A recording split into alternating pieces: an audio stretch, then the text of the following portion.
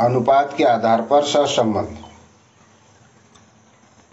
अनुपात के आधार पर सहसंबंध में देखेंगे हम रेखीय सहसंबंध। रेखीय सहसंबंध क्या होता है? जब दो चरों में परिवर्तनों का अनुपात सदैव अचर रहता है। दो चरों में परिवर्तन का अनुपात सदैव अचर रहता है तो उन चरों के मध्य सहसंबंध को रेखीय सहसंबंध कहते हैं। दो दोस्त हैं और दोनों के व्यवहार में परिवर्तनों का अनुपात बिल्कुल नगण्य सा दिखाई देता है। साथ चल रहे हैं परंतु बातों बातों में ही वो अपना व्यवहार एक दूसरे को भांपते चलते हैं तो उन चरों के मध्य सहसंबंध को रेखीय यानी बराबर रेखा में दोनों एक दूसरे को भाप रहे, नाप रहे, रेखीय सहसंबंध। उदाहरण के लिए किसी विद्यालय में छात्रों की संख्या तथा उनके द्वारा जमा किए गए शुल्क में रेखीय सहसंबंध होता है। छात्रों की संख्या और उनके द्वारा जमा किए गए शुल्क, क्योंकि होशियार बच्चा भी उतना ही शुल्क देता है और कमजोर भी। परिणाम जब आते तब पता चलता है कि 1 के प्रतिशत 90 बने और एक ऐसा भी मित्र रहा साथ में रहने वाला, वही 90% का साथी जिसके 40 भी नहीं बन पाए। दूसरा है बी अरेखीय सहसंबंध। जब दो चरों में परिवर्तनों का अनुपात अचर न हो।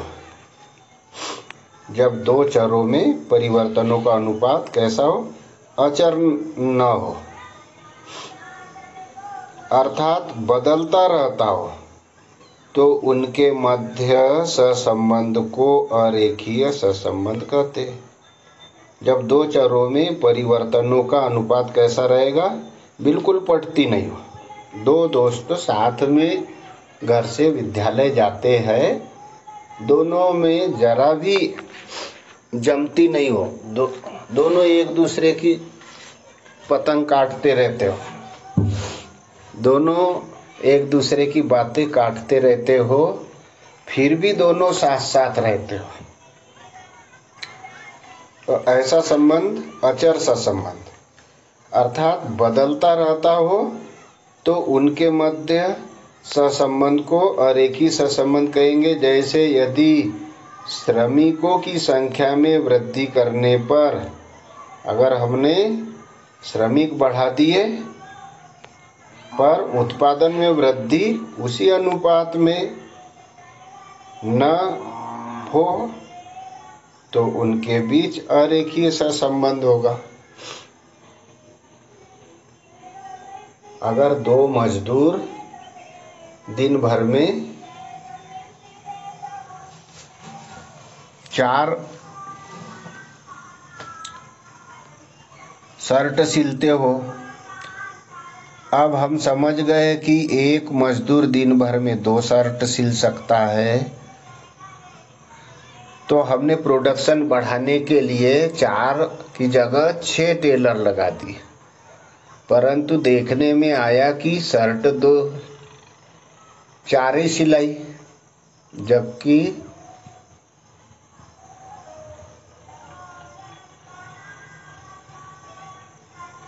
शर्टें ज़्यादा सिलाना था। तो ऐसा सहसंबंध अरेखीय संबंध करें। पूर्ण सहसंबंध क्या होगा? सहसंबंध का मान -1 से +1 के मध्य होता है। सहसंबंध का संबंध -1 घटेगा तो 1% दोनों और बढ़ेंगे तो 1% दोनों। सहसंबंध का मान -1 से +1 के मध्य होता है जब सहसंबंध का मान +1 होता है तो उसे पूर्ण धनात्मक सहसंबंध कहेंगे। खुशी होती है दोनों दोस्तों को तो +1 धनात्मक सहसंबंध कहते हैं, किंतु जब सहसंबंध का मान -1 होता है, दुख अगर पड़ा -1 होता है तो उसे पूर्ण ऋणात्मक सहसंबंध कहते हैं। साथ साथ जिसको बोलते है ना, खुशी भी साथ साथ और दुख भी साथ साथ, तो ये होगा पूर्ण सहसंबंध और उसमें धनात्मक और ऋणात्मक। चलिए अब सहसंबंध के हम उदाहरण देखते हैं। निम्न श्रेणियों में श्रेणी अंतर विधि द्वारा सहसंबंध गुणांक ज्ञात कीजिए। निम्न श्रेणियों में श्रेणी अंतर कौन सी विधि के द्वारा? श्रेणी अंतर विधि के द्वारा क्या निकालेंगे? सहसंबंध गुणांक। सहसंबंध गुणांक ज्ञात कीजिए।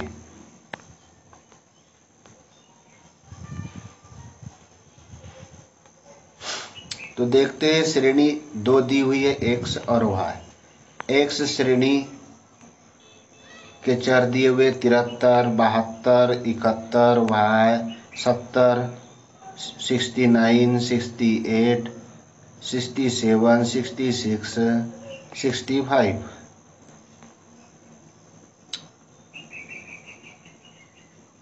y श्रेणी के गुणांक दिए हुए हैं। y श्रेणी के 125, 130, 135, 140, 145, 150, 155, 160, 165। हल करते श्रेणी अंतर विधि द्वारा सहसंबंध गुणांक। श्रेणी में अंतर के आधार पर सहसंबंध गुणांक कैसे निकालेंगे? x श्रेणी रखी पहले। x श्रेणी 73, 72, 71, 70, 69, 68, 67, 66, 65। कितने हैं टोटल? 1 2 3 4 5 6 7 8 9। n बराबर से पदों की संख्या कितनी है? 9। ये गिन लिया। RX श्रेणी कितनी है? 1 2 3 4 5 6 7 8 9। अब y श्रेणी इसका मान रख दिया 125, 130, 135, 140, 145, 150, 155, 160 और 165। इसको इस प्रकार से रखेंगे 9 8 7 6 5 4 3 2 1। अब अंतर, श्रेणी में अंतर RX माइनस R1। तो x से y में कितना परिवर्तन हुआ?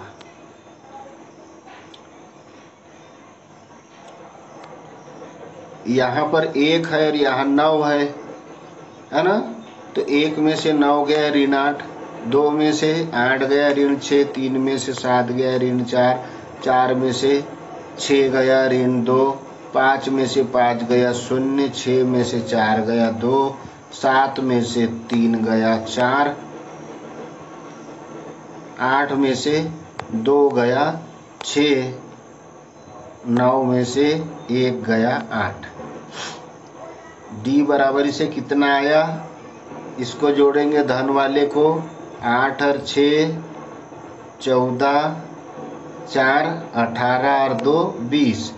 ऋणात्मक संख्या को जोड़ेंगे 8 और 6 14 और 4 18 और 2 20। अब 20 में से 20 गया 0। ED बराबर से अंतर श्रेणी में कितना आया? 0। अब श्रेणी अंतर देखिए इधर D2, D का वर्ग, D का वर्ग किया, यहाँ 8 का वर्ग करेंगे तो 64। 8 का वर्गमूल कितना निकला? 64। 8 64।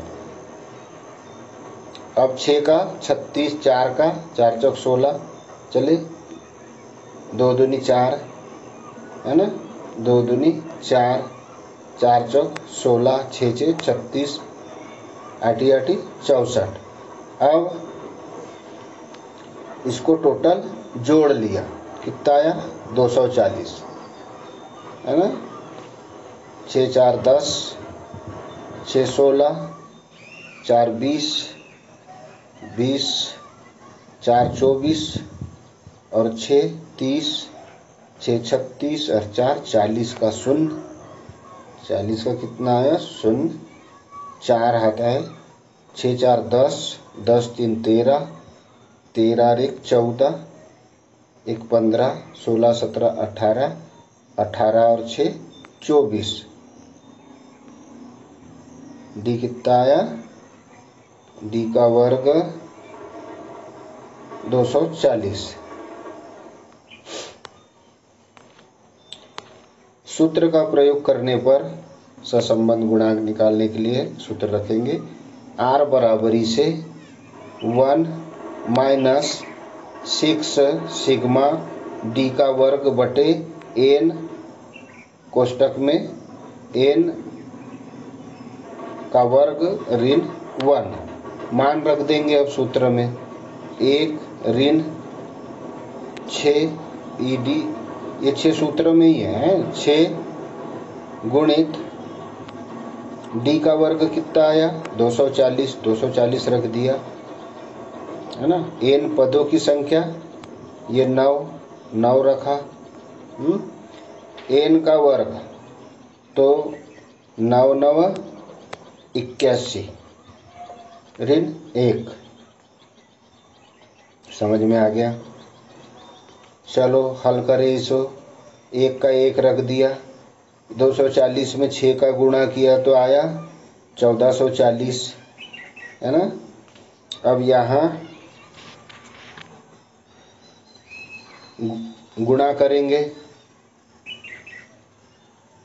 तो 9 का गुणा 81 ऋण 1 में करेंगे तो आएगा 720। 1440 बटे 720 काटेंगे इसको,